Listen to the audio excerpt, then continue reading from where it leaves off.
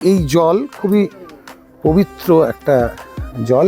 এর সঙ্গে জুড়ে রয়েছে রামায়ণের গল্প।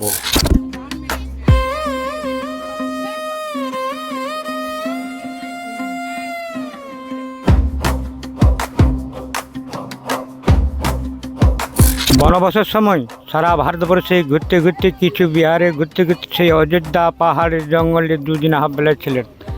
জঙ্গলে থাকাকালীন সেখানে আম পাকা খেয়েছিলেন, ক্যান্ট পাকা, ভেলা পাকা, হরতকি, আমলকি খাওয়ার পরে জঙ্গল থেকে বার হওয়ার পরেই মাটির উঁচা জায়গা শেষে দাঁড়ালেন। সীতাদেবী জিজ্ঞাসা করছেন প্রভু রামচন্দ্রকে, আমি জল কোথায় পাবো? পাথুরে একটা জমি যেখানে জলের অভাব, দীর্ঘদিনের একটা সমস্যা ছিল জল। সেই জলের সমস্যা রামায়ণের সময়েও ছিল। তৃষ্ণার্ত সীতাকে সামান্য একটু জল পান করানোর জন্য পুরুষোত্তম শ্রী রামচন্দ্র তীর ধনুকের তীর ছুঁড়ে এখান থেকে তুলে এনেছিলেন জল।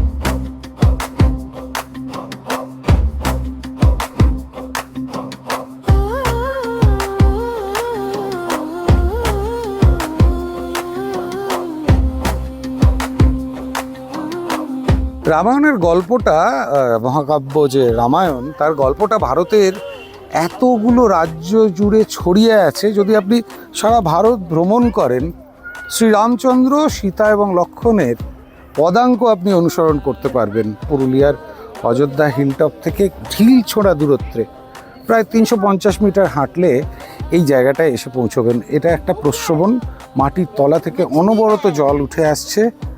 এই অঞ্চলের যে লোকগাথা, যে পৌরাণিক বিশ্বাস, সেই বিশ্বাস অনুযায়ী এই জল খুবই পবিত্র একটা জল। এর সঙ্গে জুড়ে রয়েছে রামায়ণের গল্প। বনবাসকালে শ্রীরামচন্দ্র, সীতা এবং লক্ষ্মণ যখন গোটা ভারত জুড়ে তারা ঘুরছেন, তখন তৃষ্ণার্ত সীতা দেবীকে ধনুকের ছিলায় বাণ লাগিয়ে সেই বাণ নিক্ষেপ করে পাথরের বুক থেকে জল তুলে এনেছিলেন। মাইকেল মধুসূদন দত্ত পুরুলিয়া সম্বন্ধে বলেছেন অহল্যা ভূমি, যে ভূমিতে মানে পাথুরে একটা জমি, যেখানে জলের অভাব, দীর্ঘদিনের একটা সমস্যা ছিল জল। ইদানিং সেই জলের সমস্যা মিটেছে, কিন্তু সেই জলের সমস্যা রামায়ণের সময়েও ছিল। তৃষ্ণার্ত সীতাকে সামান্য একটু জল পান করানোর জন্য পুরুষোত্তম শ্রী রামচন্দ্র তীর ধনুকের তীর ছুঁড়ে এখান থেকে তুলে এনেছিলেন জল।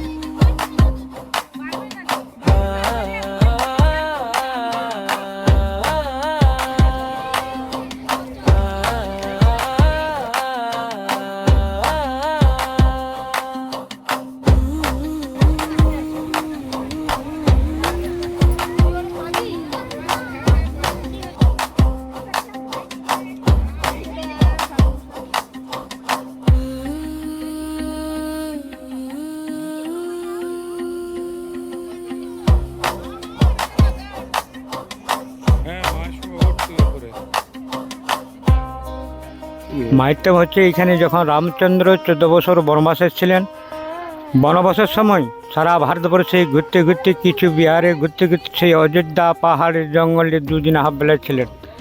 জঙ্গলে থাকাকালীন সেখানে আম পাকা খেয়েছিলেন, কেন্দ পাকা, ভেলা পাকা, হরতকি, আমলকি খাওয়ার পরে জঙ্গল থেকে বার হওয়ার পরেই মাটির উঁচা জায়গা শেষে দাঁড়ালেন। সীতাদেবী জিজ্ঞাসা করছেন প্রভু রামচন্দ্রকে, আমি জল কোথায় পাবো? সেখান থেকে বসে নিয়ে উনি তীর মারার সঙ্গে জল বার হয়েছিল, সেই জল পান করেছিলেন সীতাদেবী। সেই জল পান করে নিয়ে পায়ে হাঁটতে হাঁটতে ইউপি মধ্যপ্রদেশ জন্মভূমিতে চলে গেলেন। এর নাম সীতাকুণ্ড।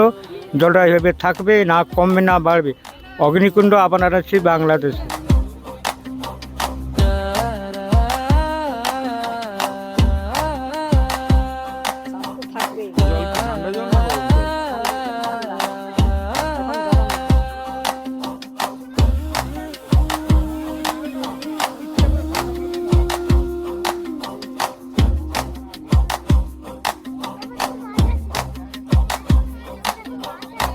এইখানে চলো।